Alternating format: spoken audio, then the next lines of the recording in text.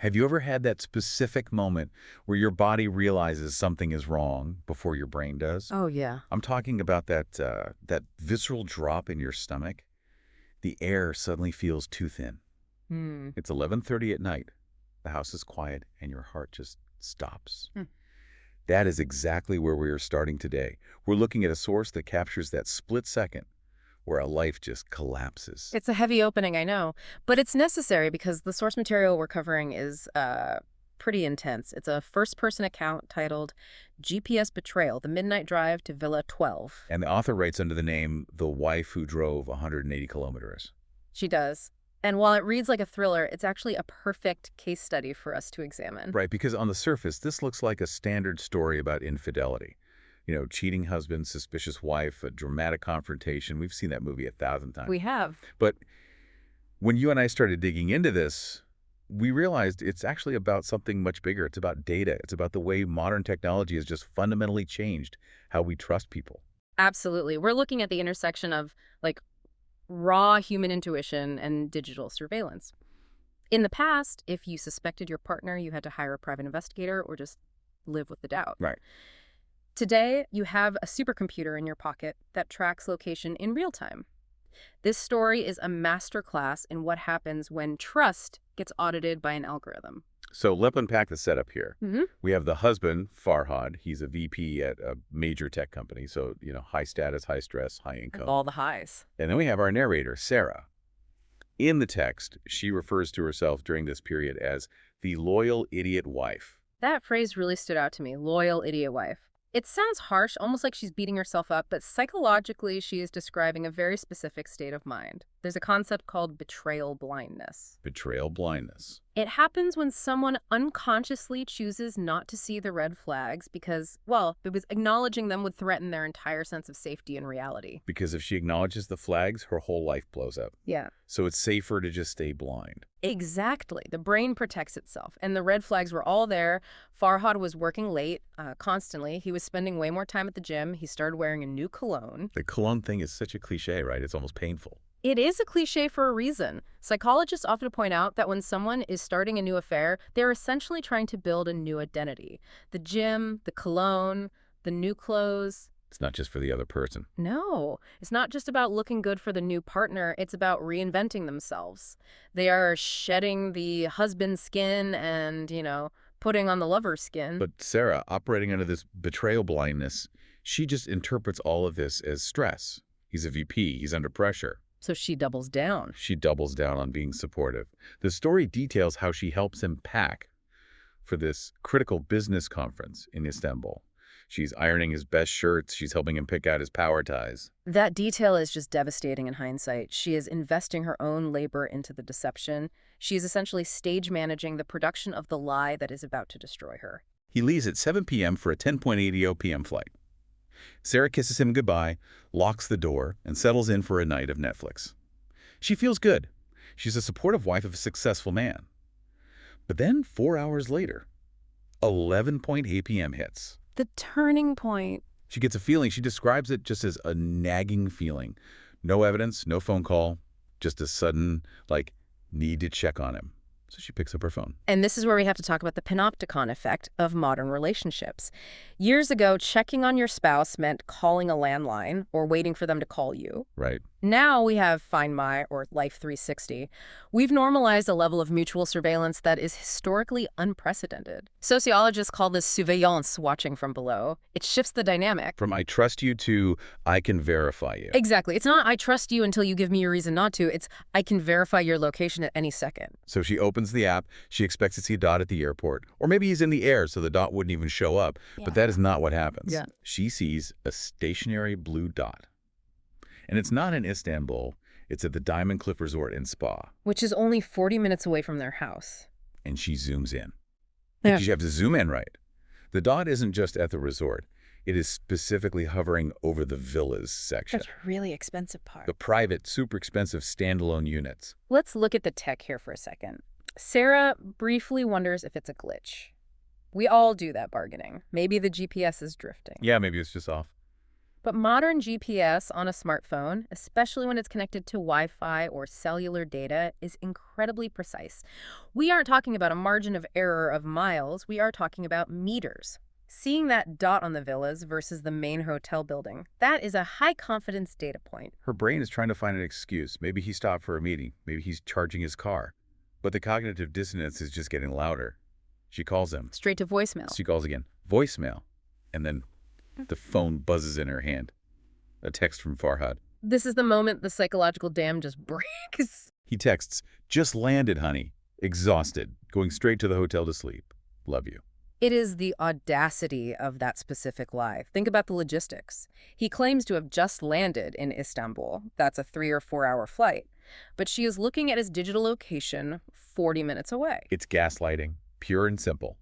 But doing it via text message feels somehow worse. It creates a fracture in reality. You have the narrative reality, what he is telling her, I'm in Istanbul, and you have the data reality, what the phone is showing her, I am at the Diamond Cliff Villas. And when they collide. When those two realities collide, the result is usually rage. Sarah says the sadness just evaporated. It was replaced by white-hot rage. She realizes he isn't asleep. He has his phone in his hand to send that text. He's actively choosing to lie to her at that precise second. And that realization is the catalyst. If he hadn't texted, she might have stayed home, confused. But the text confirmed the intent to deceive. So she mobilizes. It's 11:30 p.m. She's in pajamas and sneakers. She grabs her keys, gets in the car. And this leads us to the section she titles The Chase. She is driving like a maniac.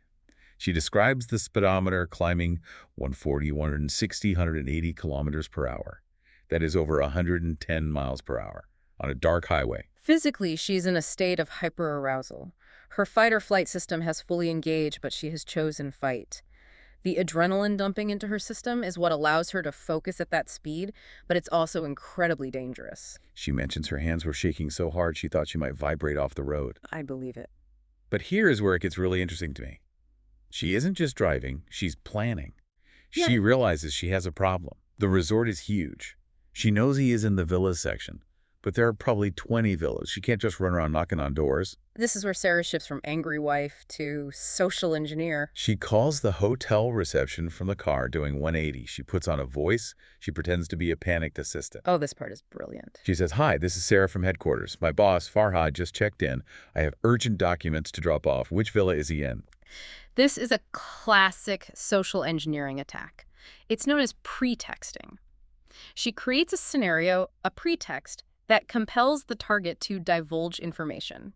She uses two key psychological triggers here. Urgency and authority. Exactly. Urgent documents and from headquarters. Headquarters implies authority. Urgent bypasses critical thinking.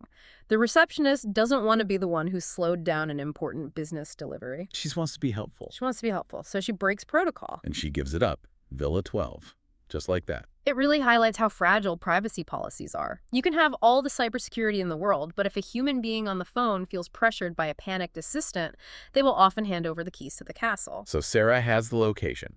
She arrives at the resort. She flashes Farhad's business card at the security gate, yells, "Emergency from headquarters," again. Yeah. And the guard just waves her through. She is just hacking her way into the physical location. She is unstoppable at this point.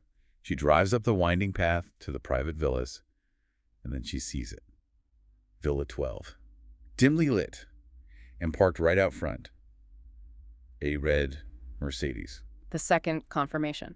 And she knows this car. She recognizes it immediately. It belongs to Farhad's HR manager, a 24-year-old woman. Okay, we have to talk about this. Farhad, the VP, is sleeping with his HR manager. And not only that, but he had previously described this woman to Sarah as annoying and incompetent. That is a very common deflection tactic. By disparaging the affair partner, the cheater tries to lower the spouse's suspicion. Why would I cheat with her? I can't even stand her. It's so manipulative. It makes the betrayal sting more because it adds a layer of mockery to the lie. There's another layer of cruelty here, too. The location. The Diamond Cliff Resort is where Sarah and Farhad spent their honeymoon 5 years ago. That detail actually made me pause. Oh. Why take your mistress to your honeymoon spot? Is it malicious? Is he trying to, rewrite the memory? I suspect it is something more banal. Compartmentalization and laziness. To him, the resort represents luxury and romance. He isn't connecting it emotionally to Sarah in that moment. He's just using it as a prop. So it's just efficient. It's pathological efficiency. He knew the hotel was good, so he recycled it. It shows a complete lack of empathy. So Sarah is standing outside Villa 12. She sees the mistress's car. She knows he is inside. Most people would probably bang on the front door, scream, maybe throw a rock through the window. Right. But Sarah remembers something from their honeymoon. She remembers the structural flaw. The back patio doors have faulty locks. I love this detail. She creeps around the back. She said she can smell champagne and cheap perfume coming from the room. She grabs the sliding door, pulls with all that adrenaline strength, and lock gives way. She has breached the perimeter. She walks into the bedroom, and the scene she describes is chaotic. Farhad and the HR manager are in the king-sized bed. Not sleeping. Not sleeping. Farhad looks at her with pure terror. The mistress screams and dives under the duvet. It's a mess. But Sarah doesn't scream. She doesn't attack them. She pulls out her phone. She goes back to the data. She weaponizes the device again. Click, click. She takes photos of the champagne bucket, the clothes on the floor. They're terrified faces. This is a crucial shift in agency. By taking the photos, she's moving from victim to witness. She's gathering hard evidence. Farhad tries to sputter out the classic, "It's not what it looks like." Which is just absurd. It's hilarious considering what it looks like is exactly what it is. Yeah. He begs her to talk. And this is where Sarah delivers the line that completely floored me. She looks him in the eye and says, "You missed your flight to Istanbul, Farhad. Oof. But don't worry, I just booked you a one-way trip out of my life. My lawyer will call you in the morning." It is absolute precision. She acknowledges the lie, the Istanbul flight, and pivots instantly into the consequence. It closes the loop. There is no negotiation. She turns around, walks out the sliding door, gets back in her car, and drives home. She says the drive home was silent. No music, no screaming, just silence. The adrenaline crash must have been severe, but she wasn't done. This leads us to the aftermath, or what the source calls the scorched earth phase. Oh, she went nuclear. Ah. She packs his bags and leaves them on the driveway. He shows up at 3 a.m., begging at the door, but she's already locked him out. She changes the locks the next day. Smart. But the real kicker is what happened to his career. Right. Farhad lost his job a week later. Because Sarah accidentally forwarded those photos she took to the company's CEO. Now, this is where we get into some really interesting corporate governance issues. The source mentions the CEO is a family-oriented man, implying he fired Farhad for moral reasons. But looking at this from a business perspective, it is likely much more practical. You mean it wasn't just about the cheating? Think about the liability. Farhad is a VP. He is in a position of power. He is sleeping with the HR manager, someone who technically has oversight on personnel issues. That is a massive conflict of interest. Massive. Plus, if he used company funds for this business trip or billed the hotel room to the company, that's fraud. So by sending the photos, Sarah didn't just say he's a bad guy. She handed the CEO proof of a huge corporate liability. Exactly. The CEO probably looked at that and saw a sexual harassment lawsuit waiting to happen or a misuse of funds. Firing him was likely a risk management decision as much as a moral one. It brings up a tricky question about the scorched earth tactic, though. Do you think she was justified in blowing up his career? It is the ultimate retaliation. From Sarah's perspective, he used his career as the cover for the lie. The business trip, the meetings, the late nights. His job was the alibi. So she dismantled the alibi. She dismantled the alibi. It is ruthless, yes. But considering the gaslighting and the manipulation, it is hard to argue she didn't have cause. She ends the account by saying it was the worst night of her life, but also the moment she took her power back. And I think that's what resonates with people. It's not just a sad story. It's a story about waking up. It is about reclaiming reality. The gaslighting, the text message, the lies, was an attempt to override her perception of the world. By using the GPS, by driving there, by taking the photos, she forced reality to align with the truth. She refused to live in the simulation he built for her. So as we wrap up this deep dive, what are the big takeaways here, aside from don't cheat on your wife, which feels obvious? I think the first big takeaway is the concept of data intuition. We often treat intuition and data as opposites, feeling versus fact. But in the modern world, they work together. Your gut tells you where to look. And the data tells you what you're looking at. Sarah's intuition triggered the search, but the GPS provided the proof. And the second takeaway has to be about the fragility of secrecy. Absolutely. We leave visual footprints everywhere. Your phone pings towers, your car tracks location, your credit card logs timestamps. Trying to live a double life in 2026 is exponentially harder than it was in 1990. He ran an analog deception in a digital world. That was his fatal error. It's like trying to hide in a room full of mirrors. Eventually, one of them is going to catch your reflection. Right. And finally, I think we have to acknowledge the social engineering aspect. We like to think barriers protect us, locked doors, receptionists, passwords. But confidence and a good story can bypass almost anything. Sarah got Yes. into that room not because she was a master hacker, but because she understood human nature. It's a wild ride from the Find My app to the driveway expulsion. It definitely makes you want to hug your partner a little tighter and maybe check your own location settings. Or, ideally, live a life where you don't have to worry about who is watching your blue dot. That is the goal. Mm-hmm. Before we sign off, here is a thought to leave you with. We talked about betrayal blindness, ignoring the red flags because the truth is too painful. Mm-hmm. If you zoomed in on your own life right now, just like Sarah zoomed in on that map, Mm-hmm. are there any glitches you've been ignoring? What uncomfortable truth might be waiting for you in the villas section of your own career or relationships?